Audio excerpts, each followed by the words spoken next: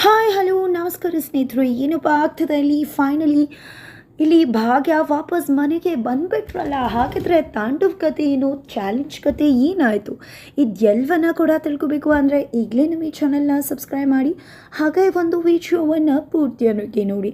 ಏನದು, ಭಾಗ್ಯ ಆಕೆ ಮನೆಗೆ ಬಂದದ್ದು, ಊಟ ತೆಗೆದುಕೊಂಡು ಭಾಗ್ಯ ಮನೆಗೆ ಬಂದ್ರ, ಅಥವಾ ತನ್ನ ಮಕ್ಕಳನ್ನು ಸರಿಯಾಗಿ ನೋಡ್ಕೋತಾ ಇಲ್ಲ, ನಾನು ಕೂಡ ಇಲ್ಲೇ ಇರ್ತೀನಿ, ಇಲ್ಲೇ ಎತ್ಕೊಂಡು ನಿಮ್ಮನ್ನು ಗಮನಿಸ್ತೀನಿ ಅಂತ ಹೇಳೋದಕ್ಕೆ ಮನೆಗೆ ಬಂದ್ರ, ಎಲ್ಲವನ್ನ ಕೂಡ ತಿಳ್ಕೊಬೇಕು ಅಂದರೆ ಈ ಒಂದು ವಿಡಿಯೋವನ್ನು ಪೂರ್ತಿಯಾಗಿ ನೋಡಬೇಕಾಗತ್ತೆ.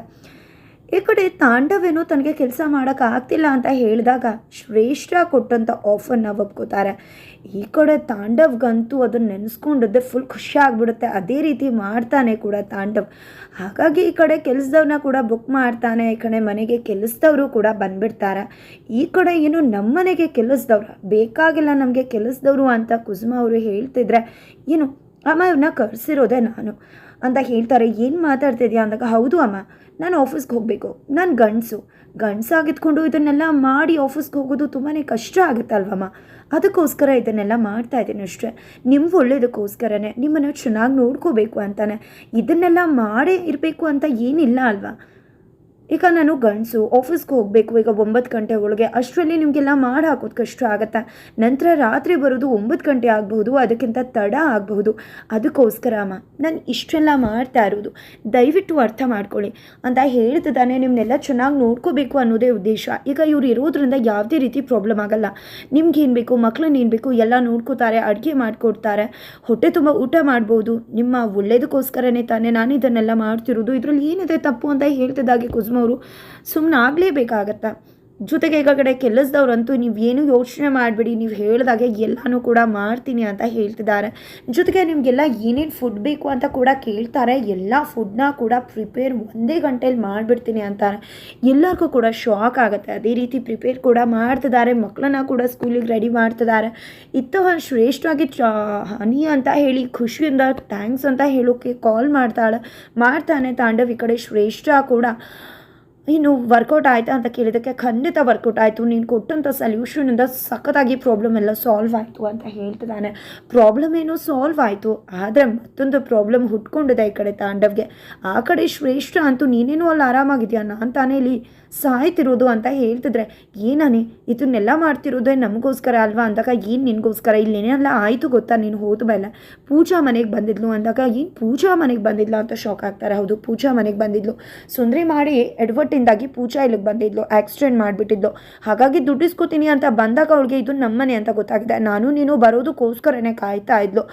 ಆಗ ತರುಣ್ ಯಾರು ಅಂತೆಲ್ಲ ಪ್ರಶ್ನೆ ಮಾಡಿದ್ಲು. ಅವಾಗ ನಾನು ಕೂಡ ಹೇಳಿದೆ, ನಾನು ತಾಂಡವೇ ಮದುವೆ ಆಗ್ತಿರೋದು, ನಮ್ಮ ಎಂಗೇಜ್ಮೆಂಟ್ ಕೂಡ ಆಗಿದೆ, ಏನು ಮಾಡ್ಕೋಬೇಕಿದ್ರೆ ಮನೆಗೆ ಬೇಕಿದ್ರೆ ವಿಶ್ವ ಹೇಳು ಅಂತೆಲ್ಲ ಹೇಳಿದೆ. ಅವಳು ಕೂಡ ಚಾಲೆಂಜ್ ಮಾಡಿದಾಳೆ, ನಿಶ್ಚಿತಾರ್ಥಕ್ಕೆ ನೀನು ಖುಷಿ ಪಡಬೇಕಾಗತ್ತೆ, ಮದುವೆ ಯಾವುದೇ ಕಾರಣಕ್ಕೂ ಆಗಲ್ಲ ಅಂತ ಹೇಳ್ತಿದ್ದಾಗೆ, ಏನು ಮಾಡಿದೆ ಶ್ರೇಷ್ಠ, ಪೂಜಾಗೆ ವಿಷಯ ಗೊತ್ತಾಗಿದೆ ಅಂದರೆ ನಮಗೆ ತಲೆ ಬಿಸಿ ಶುರುವಾಗುತ್ತೆ, ಇಲ್ಲಿ ನನ್ನ ಕತೆ ಏನಾಗುತ್ತೆ ಗೊತ್ತಾ ಅಂದಾಗ, ಏನಾಗುತ್ತೆ ಅಂದಾಗ, ಇದು ನನ್ನನ್ನೇನೋ ಇಬ್ಬರು ಪ್ರಾಬ್ಲಮ್ ಅಲ್ವಾ ಅಂದಾಗ, ಮದುವೆ ಆಗಬೇಕು ಆಮೇಲೆ ಇಬ್ಬರು ಪ್ರಾಬ್ಲಮ್ ಸೇಮ್ ಪ್ರಾಬ್ಲಮ್ ಆಗುತ್ತೆ, ಅದನ್ನೆಲ್ಲ ಬಿಟ್ಬಿಡು, ಈಗ ಇನ್ವಿಟೇಷನ್ ಕಾರ್ಡ್ನ ನೋಡಬೇಕು, ಸಂಜೆ ನೀನು ಬೇಗ ಮನೆಗೆ ಹೋಗಬೇಕಾಗಿಲ್ಲ ಅಂದಾಗ, ಏನು ಮಾತಾಡ್ತಿದ್ಯಾ ಶ್ರೇಷ್ಠ ನೀನು, ಇನ್ವಿಟೇಷನ್ ಯಾಕೆ ಅಂದಾಗ, ಯಾಕೆ ಅಂದರೆ ಮದುವೆಗೆ ಇನ್ವೈಟ್ ಮಾಡಬೇಕು ಅಂದರೆ ಇನ್ವಿಟೇಷನ್ ಕಾರ್ಡ್ ಬೇಕಾಗುತ್ತಲ್ವ ಅಂದಾಗ, ಏನು ಇನ್ವೈಟ್ ಮಾಡಬೇಕಾ, ನೋಡು ನಾನು ಮದುವೆಗೆ ಒಪ್ಕೊಂಡಿದ್ದೀನಿ ತಾನೆ, ಮನೆಯವರೇ ಸೇರಿಕೊಂಡು ತಾಳಿ ಶಾಸ್ತ್ರನ ಮಾಡಿ ಮದುವೆ ಆದರೆ ಆಯಿತು, ಎಂಗೇಜ್ಮೆಂಟಲ್ಲಿ ಎಲ್ಲರನ್ನೂ ಕರೆದಿದ್ರಲ್ವ, ಯಾವುದೇ ಕಾರಣಕ್ಕೂ ಗ್ರ್ಯಾಂಡ್ ಎಲ್ಲ ಬೇಕಾಗಿಲ್ಲ, ನನಗಂತೂ ಅದು ಯಾವುದೂ ಕೂಡ ಒಪ್ಪಿಗೆ ಇಲ್ಲ ಅಂದಾಗ, ಏನು ಮಾತಾಡ್ತಿದ್ಯಾ ತಾಂಡವ್, ನಾನು ಮದುವೆ ಆಗಬಾರ್ದ, ನನಗೆ ಹೇಗೆ ಬೇಕು ನಾನು ಹಾಗೆ ಮದುವೆ ಆಗೋದು ಅಂತ ಹೇಳ್ತಿದ್ರೆ, ನೀನು ಯಾವುದೇ ಕಾರಣಕ್ಕೂ ಆ ರೀತಿ ನಾನು ಒಪ್ಕೊಳ್ಳೋದಿಲ್ಲ ಅಂತ ಹೇಳಿ ಕಾಲ್ ಕಟ್ ಮಾಡ್ತಾನೆ. ಈ ಕಡೆ ಸುಂದ್ರಿ ಏನು ಹೇಳ್ದ ಚಿನ್ಮಿನಿ ಅಂದಾಗ, ಈ ಕಡೆ ಕುಪ್ಪ ಮಾಡ್ಕೋತಿದ್ದಾಳೆ, ನಾನು ನಿನ್ನ ಬರನೇ ಮಾತಾಡ್ತಿರೋದು, ಅವ್ನು ಗೊತ್ತು ಆಗಲ್ಲ ಗೀಗಲ್ಲ ಅಂದಿರ್ತಾನೆ, ಹಾಗಂತ ಸುಮ್ಮನೆ ಇಡಬೇಡ ಚಿನ್ಮಿನಿ, ಅವ್ನು ಹೇಳೋದು ಯಾವತ್ತಾದರೂ ನಿನ್ನ ಮಾತು ಕೂ ಅಂದಿದ್ದಾನ, ಅವ್ನ ಮಾತೆಲ್ಲ ತಲೆಗೆ ಹಾಕೋಬೇಡ, ನಿನ್ಗೆ ಹೇಗೆ ಬೇಕು ಗ್ರ್ಯಾಂಡಾಗಿ ಮದುವೆ ಆಗು, ನಾನು ನಿನ್ನ ಸಾಥ್ ಕೊಡ್ತೀನಿ, ನಾನಂತೂ ನಿನ್ನ ಪರನೇ ಅಂತ ಹೇಳ್ತಿದ್ದಾರೆ. ಇಲ್ಲ, ಅವ್ನಿಗೇನೋ ಸೆಕೆಂಡ್ ಮ್ಯಾರೇಜು, ಅವ್ನಿಗೇನೋ ಬೇಕಾಗಿಲ್ಲ, ಆದರೆ ಇದು ನನಗೆ ಫಸ್ಟ್ ಮ್ಯಾರೇಜ್, ಗ್ರ್ಯಾಂಡಾಗಿ ಮದುವೆ ಆಗ್ತೀನಿ, ನನಗೆ ಹೇಗೆ ಬೇಕು ಎಲ್ಲನ್ನ ಕರೆದು, ಯಾರನ್ನು ಕರಿಬೇಕು ಅವ್ರನ್ನೂ ಕರೆದು ಗ್ರ್ಯಾಂಡಾಗೆ ಮದುವೆ ಆಗ್ತೀನಿ ಅಂತ ಶ್ರೇಷ್ಠ ಹೇಳ್ತಿದ್ದಾಳೆ. ಇದ್ರ ಮಾತಿನಲ್ಲಿ ಕುಸುಮ ಮತ್ತು ಭಾಗ್ಯ ಕೂಡ ಮದುವೆಗೆ ಹೋಗೋ ಚಾನ್ಸಸ್ ತುಂಬಾ ಇದೆ ಅಂತ ಅನ್ನಿಸ್ತದೆ. ಜೊತೆಗೆ ಆ ಕಡೆ ಸುಂದ್ರಿ ಅವರಂತೂ ನೀನು ಗ್ರ್ಯಾಂಡಾಗಿ ಮದುವೆ ಆದರೆ ನನಗೂ ಕೂಡ ಒಳ್ಳೆಯದು, ಒಳ್ಳೊಳ್ಳೆ ಗಿಫ್ಟ್ಸ್ ಬರುತ್ತೆ, ಒಳ್ಳೆ ರೀತಿ ಪಿಕ್ ಪ್ಯಾಕೇಜ್ ಕೂಡ ಮಾಡ್ಬೋದು, ಚಿನ್ನ ಕದಿಬಹುದು, ಅದಕ್ಕೋಸ್ಕರ ನನ್ನ ಒಳ್ಳೆಯದಕ್ಕೂ ಕೂಡ ಹೇಳ್ತಾ ಇದ್ದೀನಿ ಅಂತ ಹೇಳ್ತಿದ್ದಾರೆ. ಇದೆಲ್ಲ ಈ ಕಡೆ ಆಗ್ತಾ ಇದ್ರೆ ಆಲ್ರೆಡಿ ಅಲ್ಲಿ ಎಲ್ಲರೂ ಕೂಡ ಟಿಫನ್ಗೆ ಕುತ್ಕೊಂಡೇ ಬಿಟ್ಟಿದ್ದಾರೆ. ಟಿಫನ್ ಕುತ್ಕೊಂಡಿದ್ದೆ ಎಲ್ರಿಗೂ ಆಶ್ಚರ್ಯ ಆಗ್ತದೆ. ಬಿಕಾಸ್ ಎಲ್ರಿಗೂ ಕೂಡ ಏನೇನು ಬೇಕೋ ಎಲ್ಲವನ್ನ ಕೂಡ ರೆಡಿ ಮಾಡಿ ಹೌಸ್ ಇಟ್ಟಿದ್ದಾರೆ. ಏನಪ್ಪ ಇದು ಅಂತ ಅಂದ್ಕೊಂಡು ಶಾಕ್ ಆಗ್ತಿದ್ದಾರೆ ಪೂಜಾ ಮತ್ತು ಕುಸುಮವರು. ಇನ್ನು ಇಷ್ಟು ಟೈಮಲ್ಲಿ ಶಾರ್ಟ್ ಟೈಮಲ್ಲಿ ಇದೆಲ್ಲ ಮಾಡಿಬಿಟ್ಟು ಅಂದಾಗ ನಾನು ಫಟಾಫಟ್ ಅಂತ ಎಲ್ಲ ಕೂಡ ಮಾಡಿಬಿಡ್ತೀನಿ. ಏಯ್ ಗುಂಡಣ್ಣ ನಿನ್ಗೇನು ಬೇಕು, ಬಸ್ಸಿಗೆ ಲೇಟ್ ಆಗುತ್ತೆ, ಇಡ್ಲಿ ಅಲ್ವಾ ತಗೋ, ಬೇಗ ಬೇಗ ತಿನ್ಕೊಂಡು ಬಸ್ಸಿಗೆ ತಡ ಆಗುತ್ತೆ ಹೋಗು ಅಂತಾರೆ. ನಂತರ ತನ್ವಿಗೆ ಬ್ಯೂಟಿ ನಿನಗೆ ನೂಡಲ್ಸ್ ಅಲ್ವಾ ತಗೋ ಅಂತಾರೆ. ಈ ಕಡೆ ನಿನಗೆ ಆಲೂ ಮತ್ತು ಮಸಾಲೆ ದೋಸೆಗೆ ಅಂತ ಹೇಳಿ ಪೂಜಾ ಕೊಡ್ತಾರೆ. ಈ ಕಡೆ ಅಪ್ಪಂಗೆ ಉಪ್ಪಿಟ್ಟು ಕೊಟ್ಟರೆ ಈ ಕಡೆ ಕುಸುಮ ಅವ್ರಿಗೆ ನೆಕ್ಸ್ಟು ಪೊಂಗಲ್ ಕೊಡ್ತಾರೆ. ಜೊತೆಗೆ ಈ ಕಡೆ ತಾಂಡವ್ ಸಾಹೇಬ್ರಿಗೆ ಬೋಸ್ ನಿಮಗೆ ಇಡ್ಲಿ ಅಲ್ವಾ ಅಂತ ಹೇಳಿ ಇಡ್ಲಿ ಕೊಡ್ತಾರೆ. ಎಲ್ಲರೂ ಕೂಡ ಶಾಕ್ ಆಗಿದ್ದಾರೆ. ಈ ಕಡೆ ತಿಂದು ನೋಡೋಣ, ಮಾಡಿಬಿಟ್ರೆ ಆಗಲ್ಲ, ರುಚಿ ಕೂಡ ಚೆನ್ನಾಗಿರ್ಬೇಕಲ್ವ ಅಂತ ಹೇಳಿ ಬಾಯಿಗೆ ಇಡ್ತಾರೆ ಕುಸುಮ ಮತ್ತು ಪೂಜಾಯಿಂದ ಒಂದು ಮಾತು ಕೂಡ ಬರ್ತಿಲ್ಲ. ಬಿಕಾಸ್ ಅಷ್ಟು ಸುಲಭವಾಗಿ ಮಾಡಿದ್ದಾರೆ. ಈಗ ಏನಪ್ಪ ಮಾಡೋದು ಅಂತ ಅನ್ಕೋತಾ ಇದ್ರೆ ಈ ಕಡೆ ನೋಡ್ತೀಯಮ್ಮ ಹೇಗೆಲ್ಲ ಆಯಿತು ಫಟಾಫಟ್ ಅಂತ ಎಲ್ಲರಿಗೂ ಕೂಡ ಹೊಟ್ಟೆ ತುಂಬ್ತಿದೆ ಅಲ್ವಾ ಅಂತ ಹೇಳ್ತಿದ್ದಾರೆ. ಜೊತೆಗೆ ಈ ಕಡೆ ಆಯಿತು ಅಡುಗೆ ಮಾಡಿದಾಯಿತು. ಈ ಕಡೆ ಗುಂಡಣ್ಣ ಅಂತೂ ನನಗೆ ಮತ್ತೆ ಇಡ್ಲಿ ಬೇಕು ಅಂತ ತಾನೆ, ಬಿಕಾಸ್ ತಾಂಡವೇ ವಿಷಯ ಆಯ್ತು ತಾನೆ, ನೀನು ಚೆನ್ನಾಗಿ ತಿನ್ನಬೇಕು ಗುಂಡಣ್ಣ, ಬೆಳೆಯುವ ಹೆಚ್ಚು ಚೆನ್ನಾಗಿ ಇನ್ನೊಂದು ಇಡ್ಲಿ ಹಾಕು ಅಂದಾಗ ಇಲ್ಲ ಅಂತಾರೆ. ಇನ್ನು ಇಡ್ಲಿ ಇಲ್ವಾ ಅಂದಾಗ ಎರಡೇ ಇಡ್ಲಿ ಮಾಡಿದ್ವು ಅಂತಾರೆ. ಈಗ ಅಪ್ಪಂಗೆ ಉಪ್ಪಿಟ್ಟು ಇಷ್ಟ ಆಗಿದೆ, ಉಪ್ಪಿಟ್ಟು ಹಾಕು ಅಂದರೆ ಅಷ್ಟೇ ಮಾಡಿದ್ದು, ಯಾರಿಗೆ ಬೇಕೋ ಅಷ್ಟೇ ಮಾಡೋದು ನಾನು ಅಂತ ಹೇಳ್ತಿದ್ದಾರೆ. ಏನೋ ಇದು ರಾಜ, ಯಾರಿಗೆ ಬೇಕೋ ಅಷ್ಟೇ ಮಾಡೋದಾ? ಹಾಗಾದರೆ ನಾವೆಲ್ಲ ಹೊಟ್ಟೆ ಹಸ್ಕೊಂಡಿರ್ಬೇಕಾ? ನನಗೆ ಇನ್ನೂ ಸ್ವಲ್ಪ ಪೊಂಗಲ್ ಬೇಕು ಅಂತಾರೆ ಕುಸುಮವರು. ಅಷ್ಟೇ ನಾನು ಮಾಡಿರೋದು, ಅಷ್ಟಷ್ಟು ಎಷ್ಟೆಷ್ಟು ಮಾಡಿದ್ದು ಅಷ್ಟಷ್ಟು ಬಡಿಸಿದ್ದೀನಿ ಅಂದಾಗ ಏನಿದು ಈ ರೀತಿ ಯಾರಾದರೂ ಹೊಟ್ಟೆ ತುಂಬ ಊಟ ಹಾಕ್ಬೇಕಲ್ವಾ, ಈ ರೀತಿ ಯಾರಾದರೂ ಮಾಡ್ತಾರ ಅಂದಾಗ ದುಡ್ಡು ನಾನು ಕೊಡೋದಲ್ವ, ಎಷ್ಟು ಬೇಕೋ ಅಷ್ಟು ಹಾಕು, ತಂದು ಹಾಕೋದು ನಾವು, ನಮ್ಮನೆ ಊಟ ಅಂತ ಕುಸುಮವ್ರು ಕೂಡ ಹೇಳ್ತಿದ್ದಾರೆ. ಅದಕ್ಕೆ ಜಾಸ್ತಿ ದುಡ್ಡಾಗುತ್ತೆ ಅಂದಾಗ ಸರಿ ಆಯಿತು ಕೊಡ್ತೀನಿ ಅಂತ ಹೇಳ್ತಾರೆ. ಈಗಲೇ ಎಲ್ಲ ಬಡಿಸ್ಬಿಡು ಅಂದಾಗ ಇಲ್ಲ ಈಗ ಆಗಲ್ಲ ಬಾಸು, ನಾನು ಬೇರೆ ಕಡೆ ಹೋಗಬೇಕು, ಒಂದೊಂದು ಮನೆಗೆ 1.5 ಗಂಟೆ ಇನ್ನೂ ಕೂಡ ಬೇರೆ ಮನೆಗೆ ಹೋಗಬೇಕು, ನಾನು ಯಾಕೆ ಇಷ್ಟೆಲ್ಲ ಮಾಡಿದೆ ಅಂದರೆ ದೊಡ್ಡ ದೊಡ್ಡ ಮನೆಯವ್ರಿಗೆ ಸ್ವಲ್ಪ ಸ್ವಲ್ಪನೇ ಅಲ್ವಾ ಲಿಮಿಟೆಡ್ ಫುಡ್ಸ್ ತಿನ್ನೋದು, ಅದಕ್ಕೋಸ್ಕರ ಮಾಡಿದೆ ಅಂತ ಹೇಳ್ತಾರೆ. ಈಗಂತೂ ಮಾಡೋಕ್ಕಾಗಲ್ಲ, ಬೇಕಿದ್ರೆ ನಾಳೆಯಿಂದ ಮಾಡ್ತೀನಿ ಅಂತ ಹೇಳಿ ಹೊರಡ್ತಿದ್ರೆ ಈ ಕಡೆ ಕುಸುಮ ಆಂಟಿ ಅಂತೂ ತಾಂಡವ್ ಮುಖನ ಸಿಡ್ದದ್ದು ನೋಡ್ತಿದ್ದಾರೆ. ಸ್ವಲ್ಪ ನಿಂತ್ಕೊ ಅಂತ ಹೇಳಿ ಕರೀತಾರೆ. ಅಷ್ಟರಲ್ಲಿ ಗುಂಡಣ್ಣ ರೂಮ್ಗೆ ಹೋಗಿ ಅಮ್ಮಂಗೆ ಕಾಲ್ ಮಾಡ್ತಿದ್ದಾನೆ.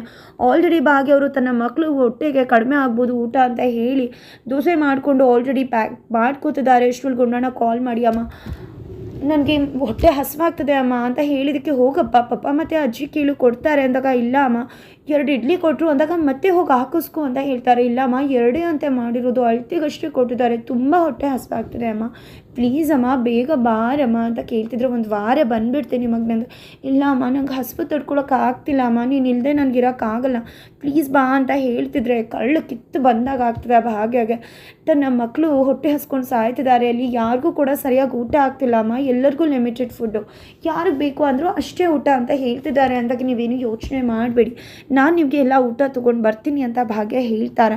ನಂತರ ಈ ಕಡೆ ಕುಸುಮ ಅವರು ಹೋಗಿದ್ದೆ ನಿಂತ್ಕೊ ಅಂತ ಹೇಳಿದಾಗ ಏನು ಮೇಡಮು ಯಾಕೆ ಅಂದಾಗ ಹೌದು ನನ್ನ ಮಗ ಇದನ್ನೆಲ್ಲ ಮಾಡೋದಕ್ಕೆ ನಿನಗೆ ಎಷ್ಟು ದುಡ್ಡು ಕೊಡ್ತಿದ್ದಾನೆ ಅಂತ ಹೇಳ್ತಾರೆ. ಎಷ್ಟು ದುಡ್ಡ?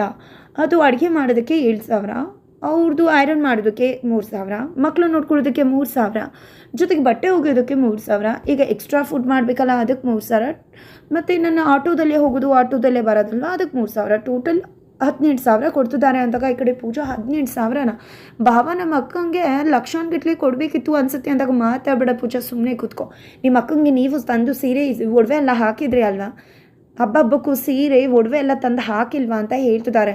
ಸರಿ ಆಯಿತು ಅದು ಮಗನೇ ಬಿಟ್ಬಿಡು, ಈಗ ಏನು ಮಾಡೋದು ಅಂತ ಅಂದ್ಕೊಂಡಿದ್ಯಾ?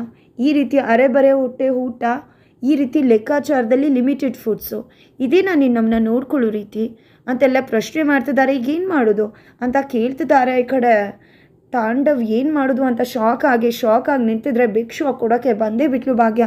ನೀವೇನು ಯೋಚನೆ ಮಾಡಬೇಡಿ ಅತ್ತೆ, ನಾನು ಊಟ ತೊಗೊಂಡು ಬಂದಿದ್ದೀನಿ ಅಂತ ಹೇಳ್ತಿದ್ದಾರೆ. ಎಲ್ಲರೂ ಕೂಡ ಭಾಗ್ಯನ ತಿರುಗಿ ಶಾಕ್ ಆಗ್ತಿದ್ರೆ ಅಮ್ಮ ಅಂತ ಹೇಳಿ ಗುಂಡಣ್ಣ ಹೋಗ್ತಾನೆ. ಈ ಕಡೆ ತಾಂಡವ್ ಅಂತೂ ಸಿಡ್ದು ಹೋಗ್ತಿದ್ದಾನೆ. ನೀನು ಇಲ್ಲೇ ಭಾಗ್ಯ ಅಂದಾಗ ಹೌದು ಗುಂಡಣ್ಣ ಫೋನ್ ಮಾಡಿದ, ಆಲ್ರೆಡಿ ಮಕ್ಕಳಿಗೆಲ್ಲ ನಿಮಗೆ ಊಟಕ್ಕೆ ತೊಂದರೆ ಆಗ್ಬೋದು ಅಂತ ನಾನೇ ಅಡುಗೆ ಮಾಡ್ಕೊಂಡು ತೊಗೊಂಡು ಬಂದಿದ್ದೀನಿ ಅತ್ತೆ, ನೀವೇನು ಯೋಚನೆ ಮಾಡಬೇಡಿ, ಊಟಕ್ಕೆ ಮಧ್ಯಾಹ್ನಕ್ಕೂ ಕೂಡ ಮಾಡ್ಕೊಂಡು ಬಂದಿದ್ದೀನಿ, ಬೇಕಿದ್ರೆ ರಾತ್ರಿಗೂ ಮಾಡಿ ಇಟ್ಟು ಹೋಗ್ತೀನಿ ಅಂತ ಹೇಳ್ತಿದ್ರೆ ಏನೂ ಬೇಕಾಗಿಲ್ಲ, ಯಾರು ನಿನ್ನ ಬರೋಕ್ಕೆ ಹೇಳಿದ್ದು? ನಾನು ಇಲ್ಲಿದ್ದೀನಿ ಅಂದಮೇಲೆ ನೀನು ಬರೋ ಅವಶ್ಯಕತೆ ಇಲ್ಲ, ನನ್ನ ಅಪ್ಪ ಅಮ್ಮನ ನಾನು ನೋಡ್ಕೊಳ್ಳೋದು ಗೊತ್ತಿದೆ ಅಂತ ಹೇಳ್ತಿದ್ರೆ ಈ ಕಡೆ ಕುಸುಮ ಅವ್ರು ಕೂಡ ಹೌದು ನನ್ನ ಮಗನ ಗೊತ್ತಿದೆ, ನೀನೇನು ಹೇಳಬೇಕಾಗಿಲ್ಲ ಅಂತ ಹೇಳ್ತಿದ್ದಾರೆ. ಬಿಕಾಸ್ ತನ್ನ ಮಗ ಸೋಲ್ಬೇಕು ಅನ್ನೋದೇ ಆಸೆ ಅವ್ರಿಗಾಗಿರೋದ್ರಿಂದ ಅವರು ಭಾಗ್ಯ ವಿರುದ್ಧನೇ ನಿಂತ್ಕೋತಾ ಇದ್ದಾರೆ. ಜೊತೆಗೆ ನೀನೇನು ಬರಬೇಕಿಲ್ಲ, ನನ್ನ ಮಗ ನೋಡ್ಕೋತಾನೆ, ನಮ್ಗೆ ತುಂಬ ಚೆನ್ನಾಗಿ ಗೊತ್ತಿದೆ ಅಂತ ಹೇಳ್ತಿದ್ದಾರೆ. ಹಾಗಿದ್ರೆ ಇಲ್ಲಿ ಭಾಗ್ಯ ಇಲ್ಲೇ ಉಳ್ಕೋತಾರ, ತನ್ನ ಗಂಡ ತನ್ನ ಮಕ್ಕಳನ್ನ ಅಪ್ಪ ಅಮ್ಮನ ಚೆನ್ನಾಗಿ ನೋಡ್ಕೋತಿಲ್ಲ, ಅದನ್ನು ತಾನು ನೋಡ್ಕೋಬೇಕು ಅಂತ, ಅಥವಾ ಮತ್ತೆ ವಾಪಸ್ ಅಪ್ಪನ ಮನೆಗೆ ಹೋಗ್ತಾರಾ? ಮತ್ತೆ ಈ ಕಡೆ ತಾಂಡವ್ ಆಫೀಸ್ಗೆ ಹೋಗಿದೆ, ಮತ್ತೆ ಬರೋದು ತಡ ಆಗುತ್ತೆ. ಏನಾಗ್ಬೋದು, ಏನಾಗುತ್ತೆ ತಿಳ್ಕೊಬೇಕು ಅಂದರೆ ಮುಂದಿನ